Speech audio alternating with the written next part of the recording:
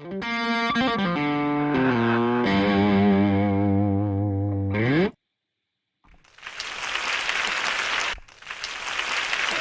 morning, folks. How's everybody doing today? Welcome back to Lecture on Thursday morning. Hi, Yanan.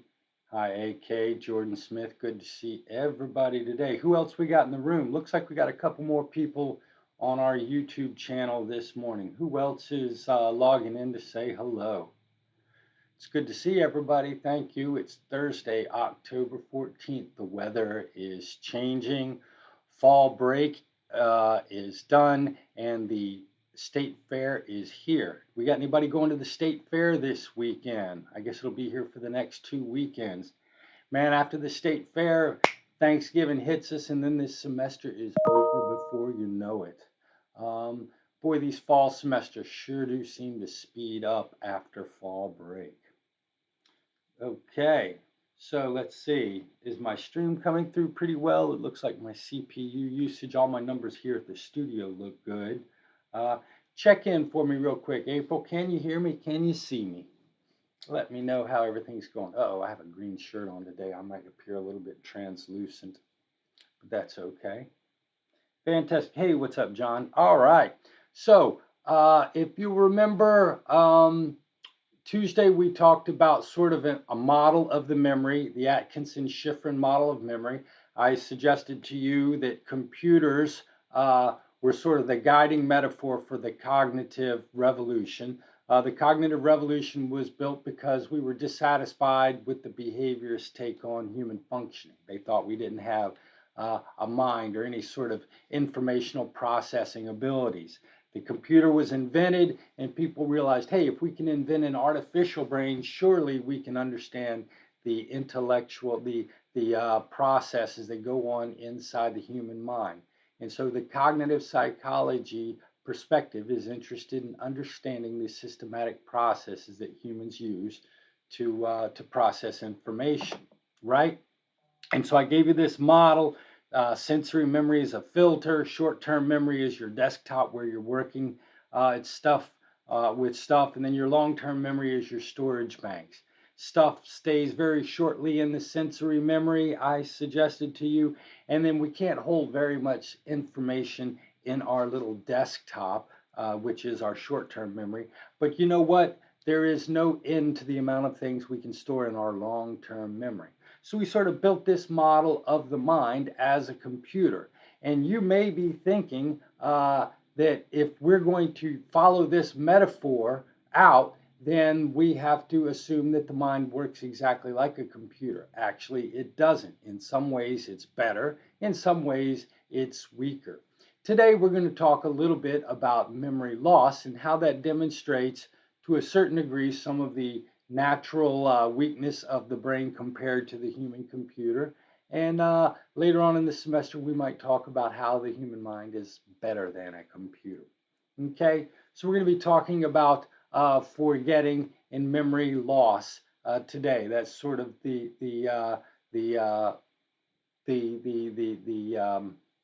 that's sort of the focus of today's lecture. All right, so let's go ahead to the PowerPoint presentation. We're going to talk about the different types of memory stores, and we're going to talk about how this allows us to relate different types of memories to the brain, and then we're going to talk about the reconstructive nature of memory. All right, now, here's the thing. Is memory one thing or is memory many things? So just as the early theoretical discussions of the brain asked, is it one whole processing unit that does everything, or is it a bunch of modules or smaller computers that somehow work together? Remember, so we talked about the idea of modularity or non-modularity of the brain. You know what? You can take memory and think of memory as a modular quality as well. That is to say, we don't just have one memory for everything. We have lots of different memory stores that store different types of information for us. I see Amber Casey is walking in the classroom. Good to see you, Amber. We're talking a little bit about memory today. And we're going to start by talking about how we learned about the different types of memory stores. And we learned it from people with brain damage. So just like we learned about modularity of functioning from people like Phineas Gage, who had lost their frontal lobe, we can talk about memory, and we can start to come up with a modular model of memory by looking at people who have different kinds of brain damage. All right, and so these case studies of brain damage have allowed us, by understanding what kinds of things people forget and can't remember, we begin to build a model of what memory looks like. All right, now, so the first, probably most famous case of brain damage and what it taught us about memory was a fellow named Henry Molaison. They called him HM in scientific papers back in the day. But Henry Molaison suffered from severe seizures, and the doctors decided to go in and do brain surgery in an attempt to alleviate his seizures. And they took out his hippocampus, and you can see the picture right here. And what you're going to notice is that Henry's hippocampus was removed. And so what happened is he demonstrated a severe case of what we call anterograde amnesia. That is, he could remember all of the memories that he had stored before the accident, but he was not able to store new memories.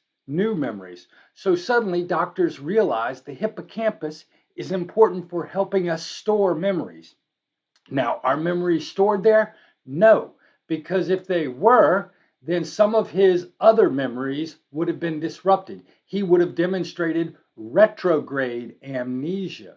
But Henry Molaison did not demonstrate retrograde amnesia. He didn't demonstrate loss for memories he had already stored. He lost the ability to store new memories. So do you see how this case study sort of demonstrates an example of learning about the modularity of memory? Okay, I hope that makes sense to you. Now, I think we talked a little bit about Clive Waring, maybe in chapter 2. Clive Waring had a virus that destroyed his hippocampus and part of his temporal lobe.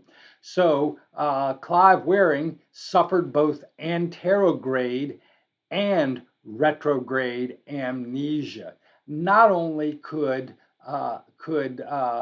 Clive Waring not remember what happened before his accident, but he couldn't store any new memories. And so that's why they call Clive Waring the man with the 7-second memory, because he's kind of trapped in this future. All right, but learning about brain damage like anterograde and retrograde amnesia, relating that to brain damage and memory loss, you can begin to build a model of how the brain works. And so let's go to this. Let's go to this. Oh, let's see. Let's go to this right here.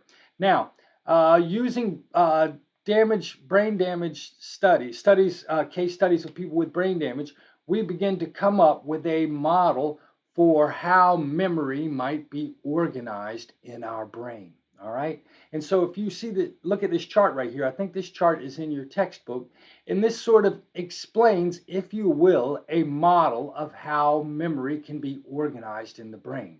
Now, memories are any learned behavior that you can repeat. You probably don't think about this, but walking is a memory. You remember how to walk. Eating is a memory. You learn how to eat. Learning who George Washington was is a memory that you have to learn. Little Albert, who was classically conditioned to fear white rabbits, his fear, any phobia you have, is based on a memory. So memories are anything, any behavioral pattern, any idea, any concept that you can store and later access and act upon. So if we're going to take this broad definition of what a memory is, what we first need to do is differentiate between what we call explicit memories and implicit memories. All right? Now, implicit memories are any automatic behavior, any memory that you can act upon without consciously thinking about it, something that's automatic. So you can walk without thinking about walking. Now that's a memory, but you don't necessarily have to focus on that memory. That's what we would call an implicit memory. If you have a phobia of spiders, you probably don't think about your fear of spiders, but whenever you run into one, all these fearful associations are automatically created. These are what we call implicit memories. Implicit memories do not require conscious effort and often are not really something we can verbally describe. So if I ask you to explain to me how you walk, you couldn't really explain to me the memory of how to walk. You just do it. We're going to differentiate those memories from any memory that has to be called up into your conscious awareness. What did you eat for dinner yesterday? For example, go ahead, April, if you're still watching, what did you have for dinner last night? Yanan, if you could tell me, what color shirt were you wearing yesterday? Can you tell me that? Amber Casey, what is the color of your car? And I'm going to wait for all of you to answer that in the chat bar. And I want to see if Yanan, April, and Amber can answer the questions that I've asked them. Can they remember these things? Okay, so April had chicken, veggies, and mac and cheese. That's a very solid, healthy dinner. You're going to live a long time, April. That's probably something you cooked at the house. That doesn't sound like something you got at Bojangles. Okay. Amber Casey's car is white. She called that up into her conscious awareness. April called that up into her conscious awareness. Those are what we would call explicit memories. They require conscious effort and often can be verbally described. Now, why do we differentiate these things? Well, one of the crazy things that we found is that people who have damage to the cerebral cortex, their frontal lobe and their temporal lobe, and maybe even a little bit of their parietal lobe, these people lose a lot of times their explicit memories. They can't recall things that happened to them. They can't recall people's names. They can't recall places. But what these people can do is they can still walk. They can still dial a phone. They still know how to drive a car. They know how to engage in all of these behaviors that require implicit memories, if you will. So, do you remember, I just mentioned him 2 minutes ago, the most amnesic person in the world, Clive Waring. He can't remember anything for more than 7 seconds, and he has no memory of what happened before the accident. He has zero explicit memories. However, if you sit him down in front of a piano, he can play concertos and really complex classical musical pieces. His implicit memory is not damaged. All of his damage is in the temporal lobe, and that's destroying his explicit memories, but not his implicit memories. Does that make sense? Does that make sense? Now, the weird thing is, we understand with regard to, let's say, your implicit memory, we find that you can really kind of think of these implicit memories as being processed in 2 different places. Research has shown, and you can't do this with humans, but in rhesus monkeys, what they do is they destroy their amygdala, and they find that these monkeys lose the classically conditioned fears that they have. So we know that the amygdala, your fear center, is related to your classically conditioned responses. So if you have a phobia, that memory is controlled by your amygdala. All right. If every time you see Dr. Roddenberry, you smile and you begin to like psychology because you associate it with such a funny, friendly guy, that classically conditioned positive response to psychology is stored in your amygdala. Now, do any of you play a musical instrument? Does anybody play a musical instrument? A guitar, a piano, a set of drums? Can you bang those skins? Right? How many of you folks can strum a guitar?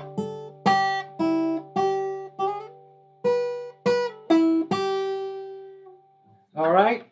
If you can do that, then you are using your motor skills, or what we sometimes call muscle memory.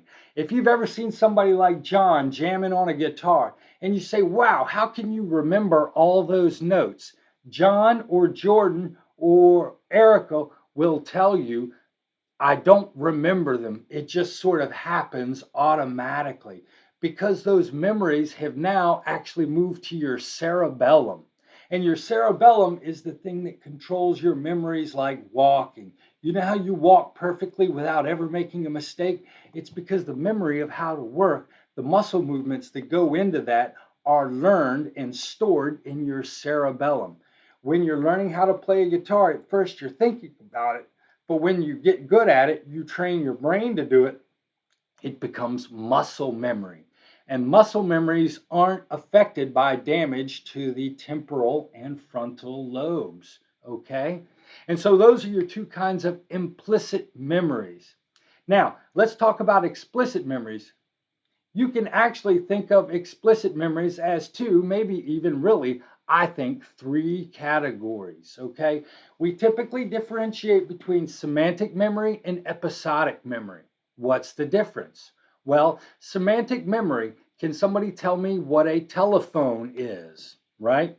Can somebody tell me what this object is? What is this object? If you know what this object is, you have it stored in your semantic memory. Your semantic memory is where we store knowledge for facts and concepts, unchanging things. Who was the first president of the United States? Boom, George Washington.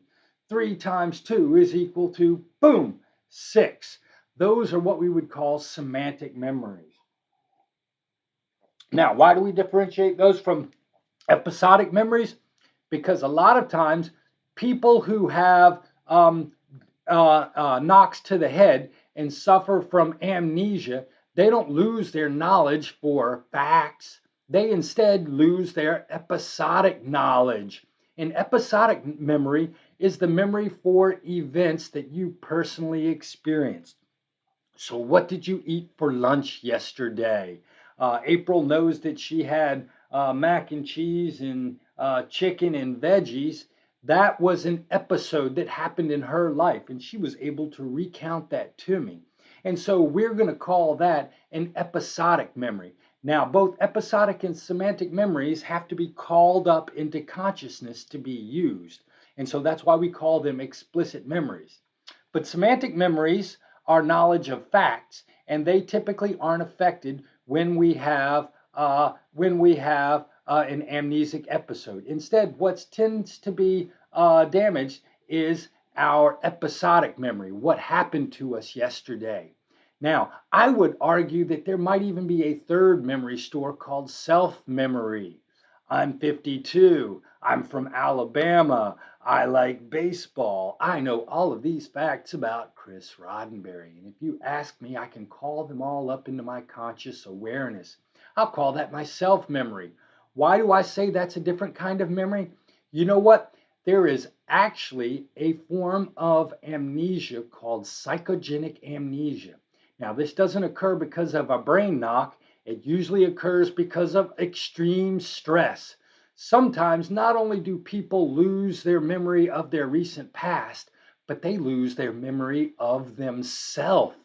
These people will actually forget who they are. So imagine waking up and not even remembering who you are. And sometimes these people will do what's called fugue. They will go on fugue. So sometimes these people under extreme stress will forget who they are, and then they'll get on a bus and travel. That's the fugue part. And let's say, April, your husband doesn't come home from work today, or your boyfriend or whoever doesn't come home from work today and just disappears. And you're like, holy cow, where did my boyfriend go? And you think somebody might have kidnapped him or killed him.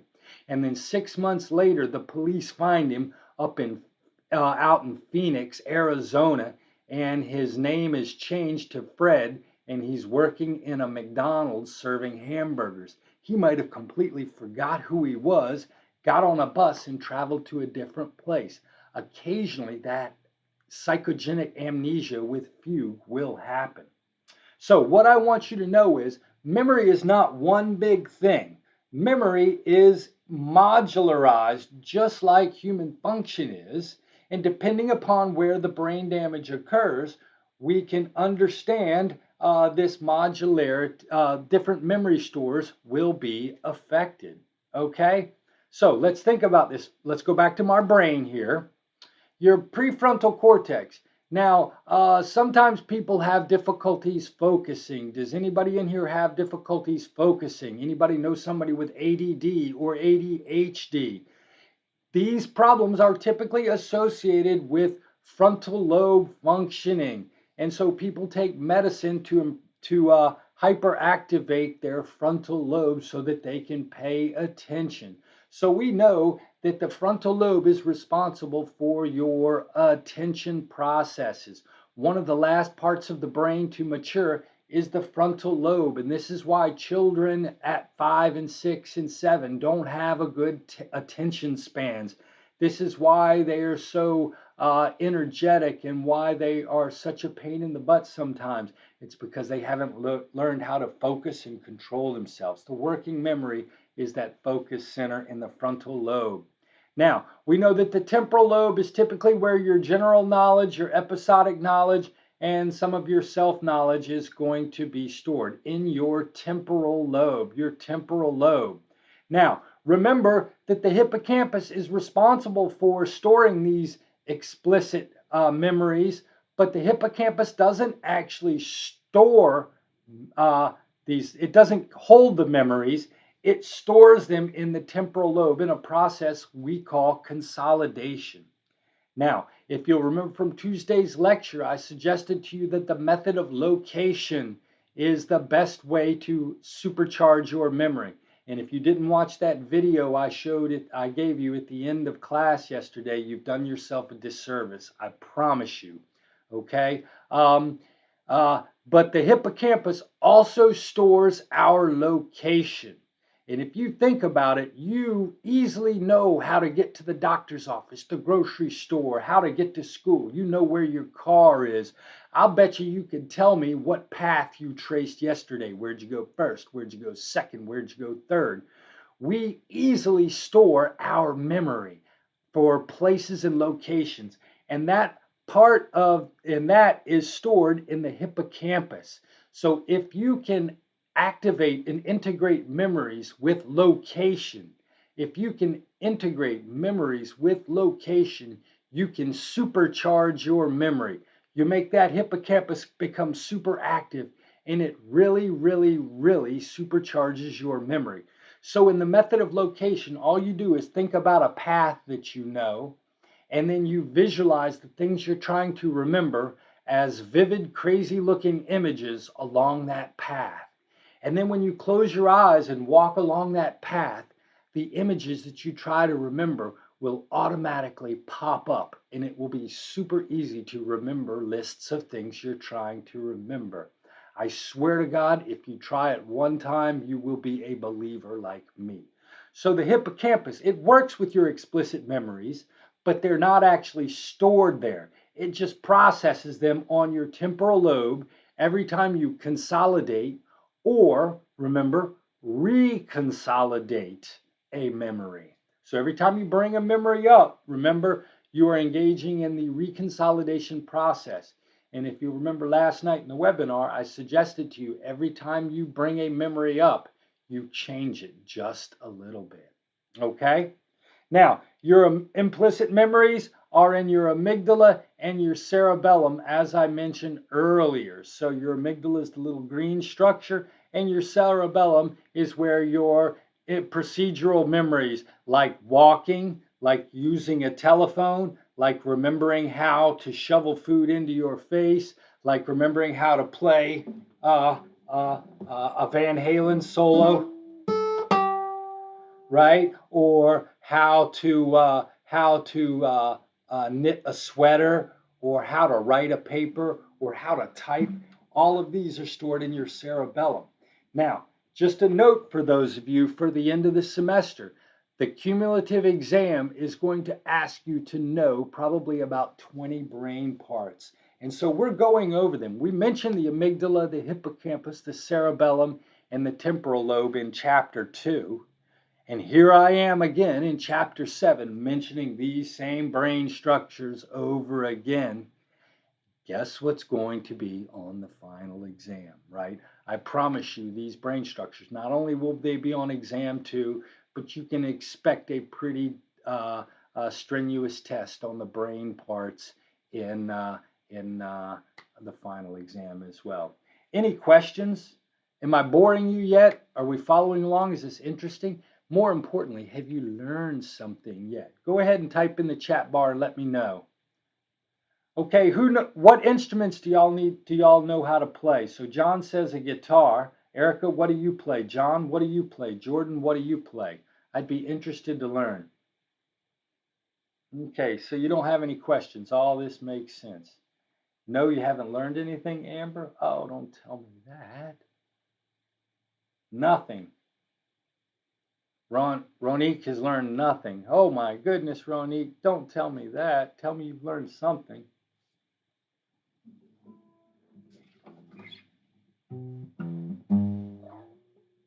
My guitar is hopelessly out of tune. That's why I'm not going to strum anything. See, I need to tune those strings up. Actually, I haven't played that sucker in about 6 months. I need to restring it. The action's too high. It's an old Yamaha beater that I got playing instruments. AK played the trumpet and French horn in middle school. Fantastic. Okay, I don't play any instruments. That's no big deal. All right, so let's see. Types of memory stores, All right, let's see.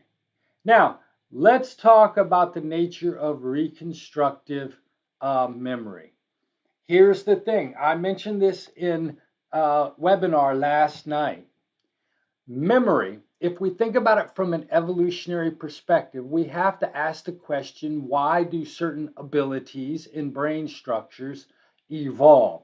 They must have a purpose. And so humans appear to have really, really good memories. Why do we have conscious memories? What purpose do memories serve? Now, if you ask yourself, if you say, well, it's to record the past, okay, I would argue to you that for a caveman, for a creature, knowing about the past isn't that useful unless it helps in the future. Memory was not designed to record the past. Memory was designed to guide the animal's behavior in the future. It was to allow the animal to store information about what was dangerous, what was not dangerous, where things were, so that that information could be acted upon lately to prepare you for the future. Very good, Ronique, fantastic. Ooh, and I see Yanan plays piano. That's super challenging, Yanan. Okay, so it's to prepare us for the future. So if it's preparing us for the future, does it really need to remember exactly which saber-toothed tiger ate us yesterday? Or is it okay if it just remembers what it looked like in general, right? Because if we're only afraid of the exact saber-toothed tiger that tried to kill us yesterday, we may not be afraid properly of one that looks similar but not exactly like that. So it's actually better if memory isn't too perfect. And in fact, it's better if we update our memories to incorporate new information as we see it. So memories weren't designed to be JPEGs or perfect recordings of the past. In fact, memories, you can think of them as Wikipedia pages. And one of the things that we can do with a Wikipedia page is we can update it. So anybody who's registered on Wikipedia can go into a Wikipedia page and change the information in that page. Exactly, right? You don't need to know exactly what gun that was, but if you heard something that sounded similar to that gunshot, you know it's time to get out of there, right? For those of you who don't know, Ronique was actually a police officer. You never did say what country you were on the special forces in, Ronique, but he was a police officer, so he has experiences with gunshots. And so he knows you don't have to remember the exact gunshot. A similar one tells you all you need to know.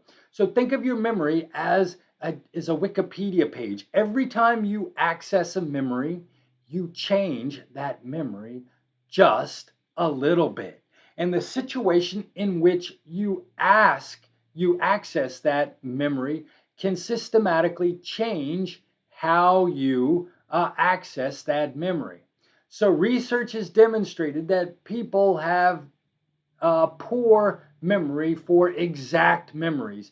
Instead, our memory is pretty good at giving us general ideas. And what happens is we go into our memories and we add information into that memory. So let me give you an example. I had a 10th birthday party. I'll bet all of you had a 10th birthday party. Can anybody remember what exactly happened at their 10th birthday party? You probably say no.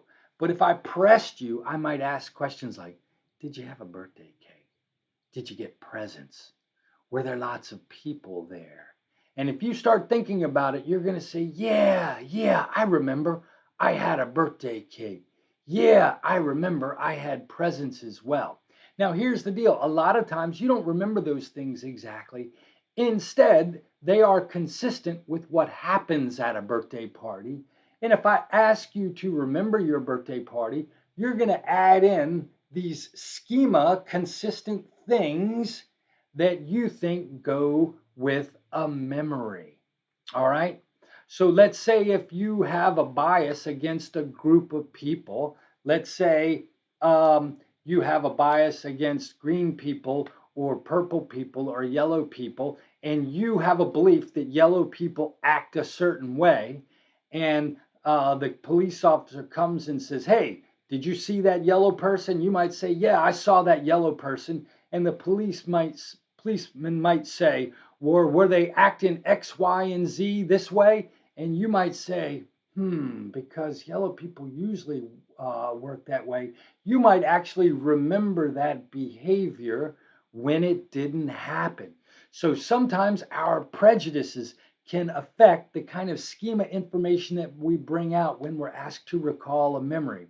Sometimes, if a lawyer asks us a question a certain way, so in your textbook and in the video I showed you, Elaine Loftus shows that if you ask a person a question about a wreck and you change the wording of the question, you can actually change their memories of the wreck, whether or not they saw glass, how fast the cars were going. And so, what forensic psychology, the study of how psychology and the law interact, has demonstrated is that memory is a very fragile thing, and people can oftentimes be coaxed into coming up with fake memories. All right. So your book's going to talk about several different problems demonstrating the limitations of human memories. They're listed right here. I've summarized them. You should go to your book and read about these because they have interesting backstories and tell you all about it. But I've sort of summarized them here on this one sheet for you. The first is memory bias. The crazy thing is we tend to change our memories to fit with our current beliefs or attitudes. So I have friends of mine that were very liberal, just like me back in high school. We were all Democrats, liberal Democrats. And now they've grown up and they're 50 years old, and they've turned into very conservative religious people. And when I try to ask them about events that happened when we were children, they change these memories to fit in with their more conservative beliefs now. So they don't necessarily believe some of the liberal things that we did or said or thought about. Okay. I remember a friend who was a 15-year-old pot smoker in high school. And I remember he told me one time, he's like, Chris, I'm never going to be friends with anybody that doesn't smoke pot. I might say hello to them in the hallway, but I would never be friends with anyone who smoked pot. I saw him at our, was it 35th school reunion last year, and I asked him about that, and he totally denied ever saying that. And so he has changed his memories to fit in with his current political and value situation. He doesn't forget some of the things that he did that maybe his older self wouldn't necessarily agree with these days, right? And so that's what we would call the memory bias. Now, here's the other crazy thing about memory. Whether or not you were there is one part of the memory. After I can go see a football game and come back from it, and the next day my memory of the game is really the same, functionally the same as if you told me about going to the game yesterday.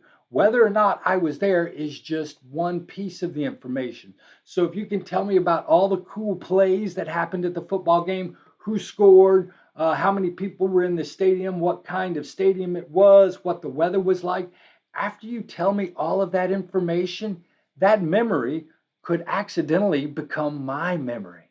And what happens is sometimes if you tell a person a memory several times that you had, that person may accidentally misremember themselves having the memory.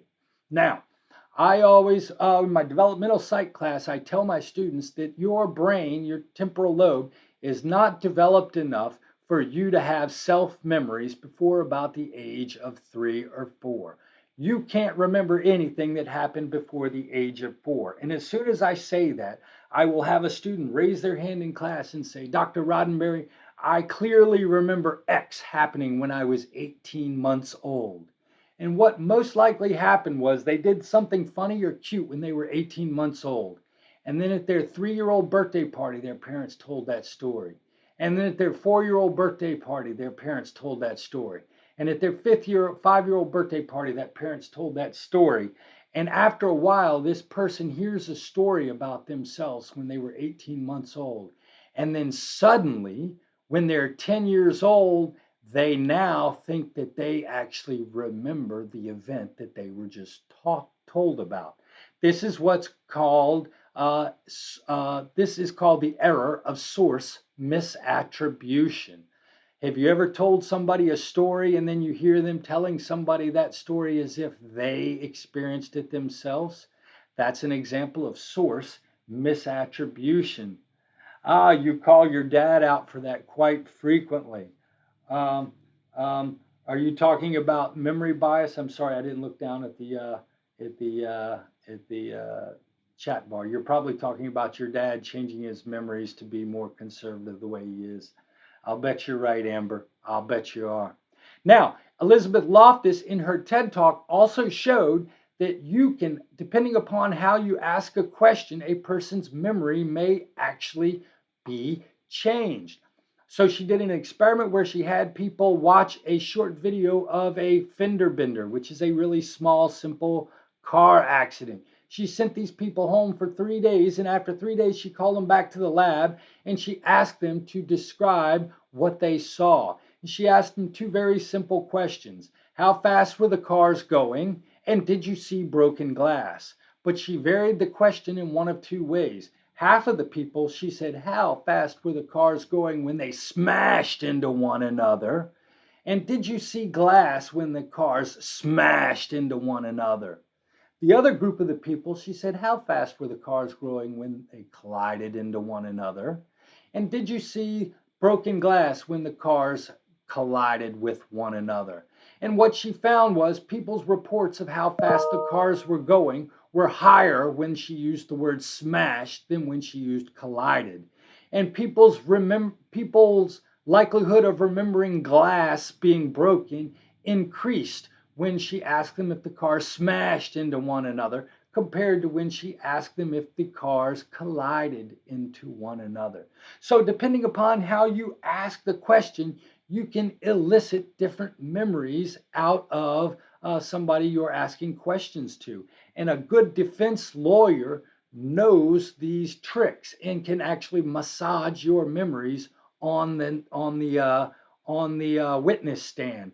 And as we saw in the Ronald Cotton video last night, you can use positive and negative reinforcement to make people you can use positive reinforcement to make people feel more confident about their memories. So when the victim, I forget her name, was picking out defendants, picking out people out of a lineup, and she picked the person out, the officer said, "You did a good job."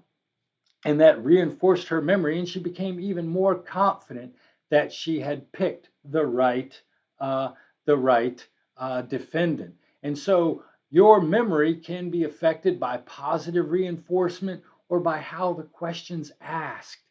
And this Elizabeth Loftus also showed that you can that you can even plant false memories in someone's mind. So here's what she did. She went to these people, she brought these people into a laboratory to do a memory test. And she got their family's contact information, and she called their family before these people came into the lab and got two memories from something that happened when they were children. She brought these people into the lab. She says, "Hey, do you remember when you did X?" And it was something that the person really did when they were young. And the people were like, "Yeah, I remember that because it really happened." She said, "Okay, do you remember why?"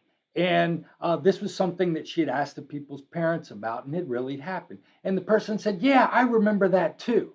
She then went to the third question. She said, "Hey, do you remember getting lost in a mall when you were 2 years old? You got separated from your parents, and this old man found you and bought you some ice cream." Now, this was a completely false memory, but because she'd asked the people twice about memories that they had really had, what she found was that about half the time the people would agree with her about this false memory that she just planted in their brain.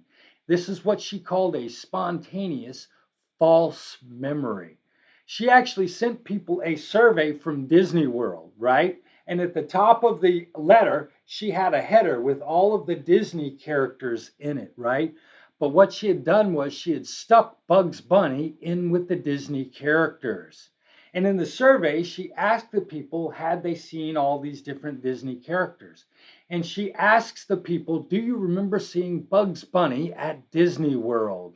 Now, can anybody tell me why it would be impossible to see Bugs Bunny at Disney World? Can anybody tell me why? Can anybody tell me? Now, what she found was that a number of people said they remembered seeing Bugs Bunny at Disney World. Yes, they are good at that. That's what they're trained in, Ronnie, and I'm sure you know that. But she found that a lot of people remembered seeing Bugs Bunny at Disney World simply because she had put a picture of Bugs Bunny in the header with all the other Disney characters. And absolutely, April, you know that he's a Warner Brothers character. There's no way he could be at Disney World. And yet, simply by putting him in the picture with the other Disney characters, that planted a false memory in people's brains. So, even though we think of the human being in terms of an information processing machine as if it was a computer, we need to be sure that human brains were not designed for the same purpose as computers were.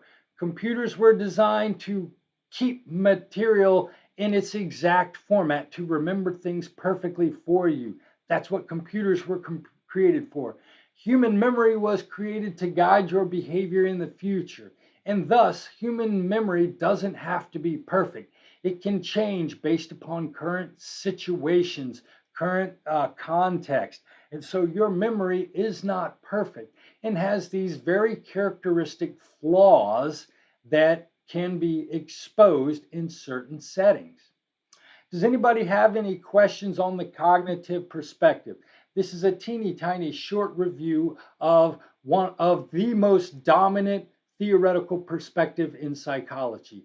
Everything is cognitive psychology now. There's cognitive neuroscience, cognitive behaviorism, cognitive psychotherapy, cognitive stress therapy, cognitive development therapy.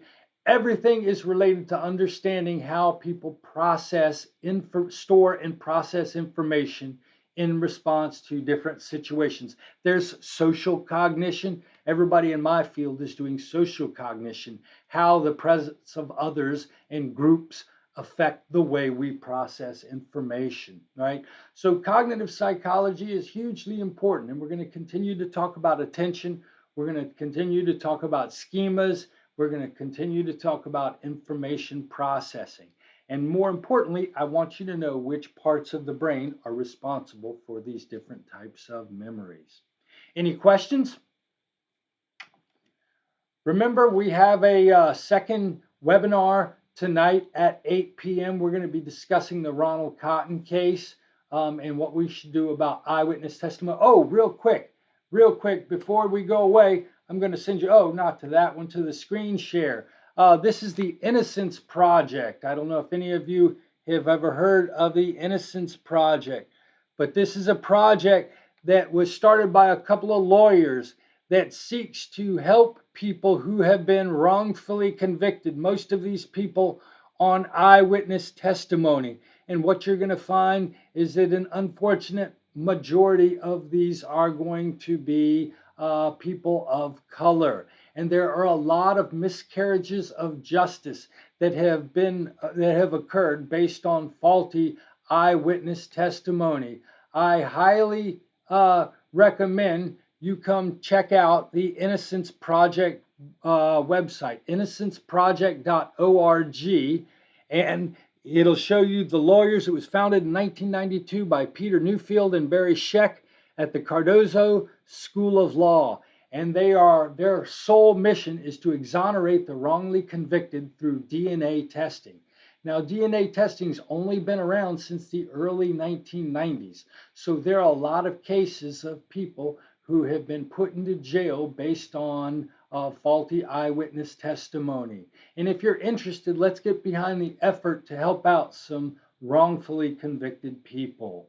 I know, thank God for these people. It's a good thing there are nice human beings in the world that care about justice, right? Because it would be easy to say it didn't happen to me and I don't care, right? Okay, folks, thank you very much. Have an absolute great day, and I hope to see you in webinar tonight if you haven't already visited us. Take care and have a great day. Bye-bye.